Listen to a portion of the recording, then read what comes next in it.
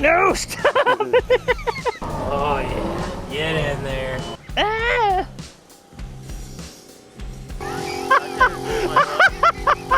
What's up, everybody? My name is Adam with Meller Woodworks, and we are in Sperry, Oklahoma, doing I don't even know what to call this project. There are so many different things going on with this project. Maybe the Sperry Accessories building. I don't know. We have got a big deck coming in back here. It's gonna be a big L shape, so it's gonna wrap around the side of the home over there and then kind of come this way. So we got a 38-foot span this way, and then we're 16 feet off the house here, and then 8 feet off the house going that way. So we have a door over here that leads to nothingness. So the deck is gonna come up to the bottom or to the top of that, the black wainscot right there. This side of the deck, all of this is gonna be covered. So we're gonna have a pitched roof that comes, I think, underneath this roof line of the house. It's gonna pitch down this way. It's gonna be a shingled roof. So that's what we got going on over here. I am so happy with Wally. Wally has turned out to be the best team member. He just always turns on. He's always willing to do the back-breaking stuff. He's always willing to get his paws dirty.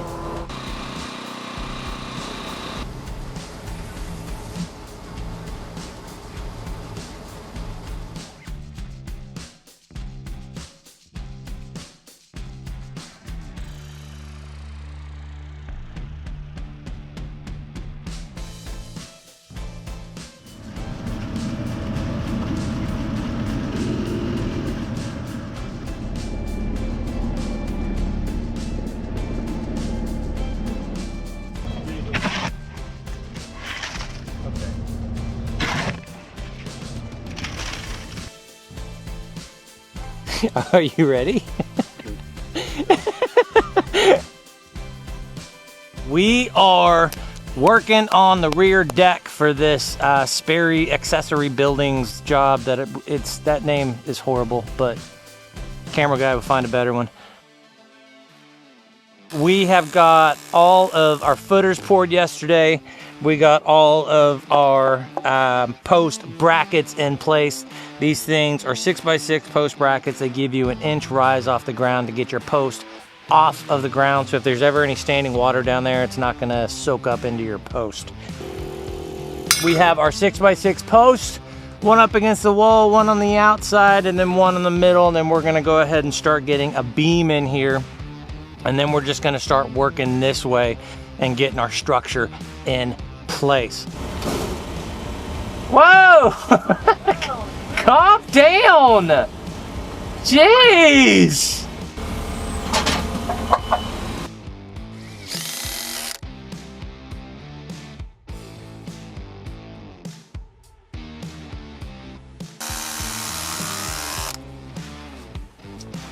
Watch the roof. But today, our goal is to get the skeleton of this deck complete.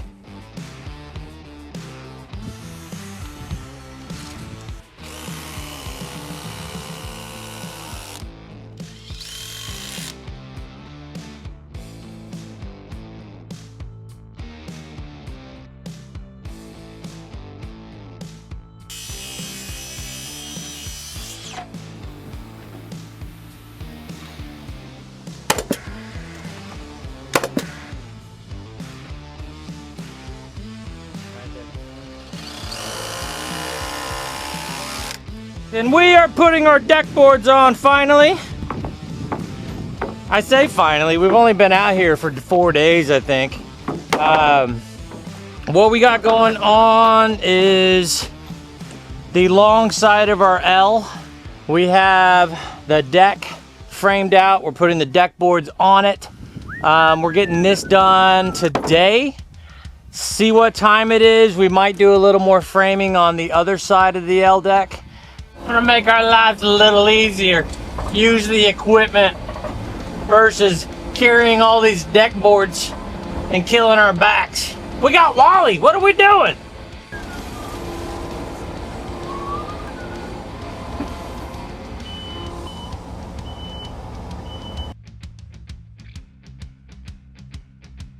Our goal today is get these deck boards on to give our clients somewhere awesome to hang out for the next 2 weeks while they're waiting on us to come back and do more progress on all their accessory building.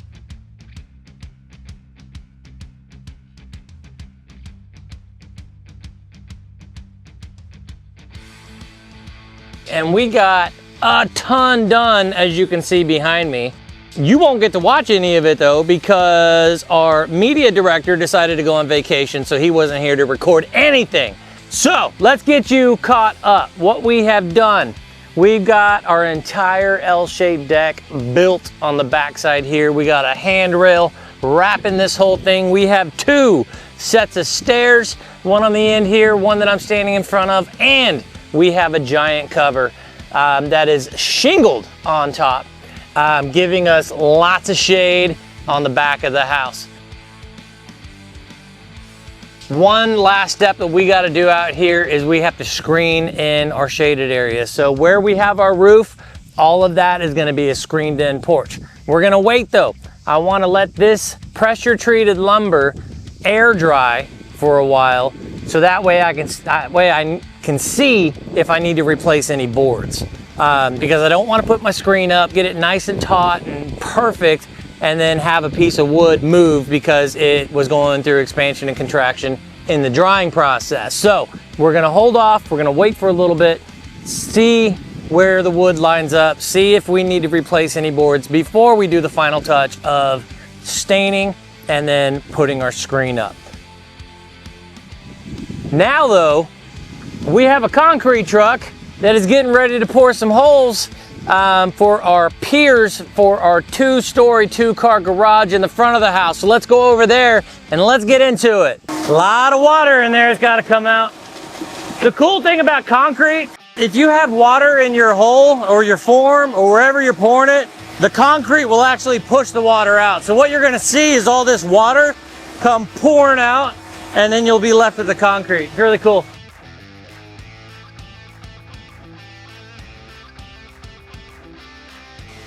Yeah, keep it coming. It's easier to use the hand ones than that guy, because you get more control.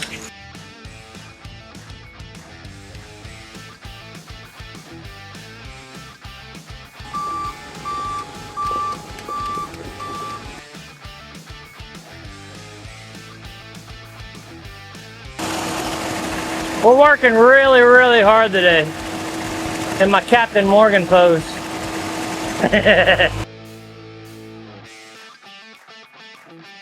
We are getting into posts.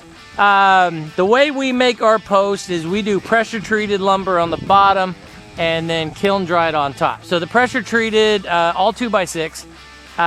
We do a 4-foot on the outside, 16-foot post on the inside, and then an 8-foot on the other outside. So we do a 3-ply 2x6 post. And then on top of those, we take it all the way up to the height that we need per the blueprints with kiln dried lumber. Laminate all that together with wood glue, structural screws,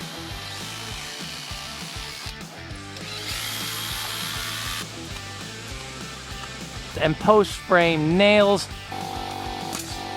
And then we have a pattern that we follow to get all that together so that these posts will be snug, tight, not fall apart, be super strong for this building, because it is a 2-story building, 20-foot walls on the side, and then 412 truss pitch roof on top. When trusses come in, walls are going up, and then so that way we can put the trusses on them and get this building locked down. On a post frame building, you have your end wall, your front wall, and you have your side walls. Your side walls always have your brackets facing this way. Not this way. It goes this way. And the reason we don't do it that way is because now we got this little lip sticking out. And we won't be able to get a full seal against the ground. The corners are considered sidewalls for post frame. So we'll do these ones this way. Now when we come to the interior ones, we'll do it this way. Now we have these interior posts sticking out further than this corner post. So when we run an interior girt on this, there's going to be a gap right here. So what we have to do here in the corners is we have to add a nailer board to close that gap off. Otherwise our wall, when we put our girt up, our girt's going to be pushed in because there's a gap over here.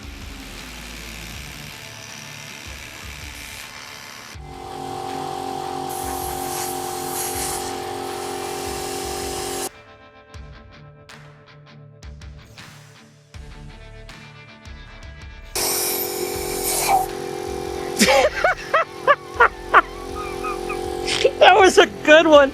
That was a really good. That'd be really good, man. Make holes for you to see. I don't want the holes. Come here, it'll be funny. Come here. I want to draw little eyeballs on your glasses. Do it, okay. Yeah.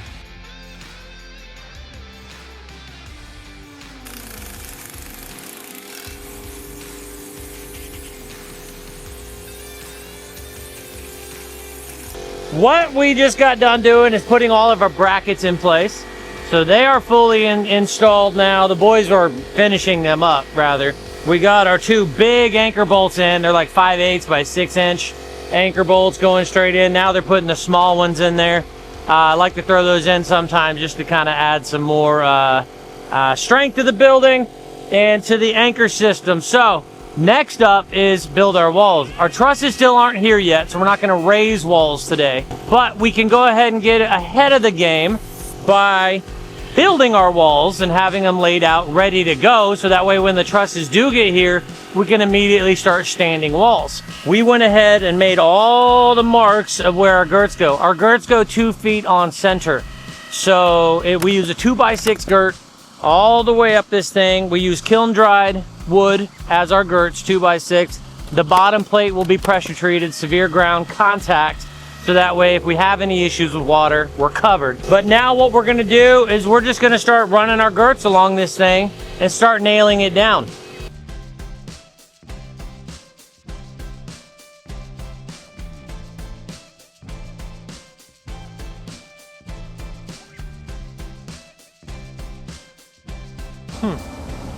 Could you pull forward a little bit?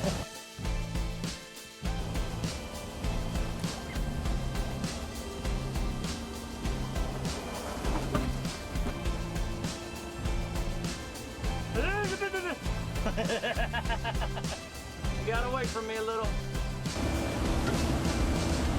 Well, that's nice. We're in over here. It up. Right there.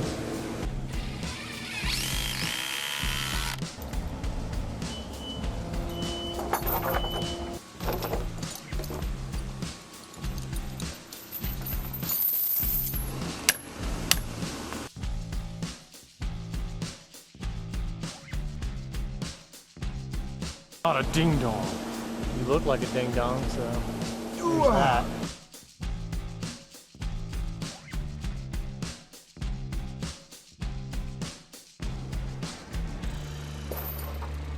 Okay, we're that.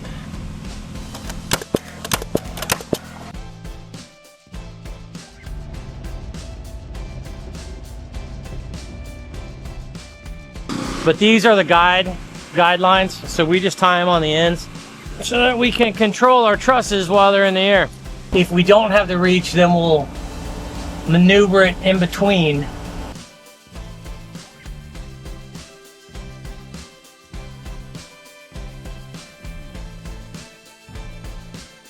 Make sure you like, follow, subscribe so you can see all the content as we get through these projects. Let's get into it.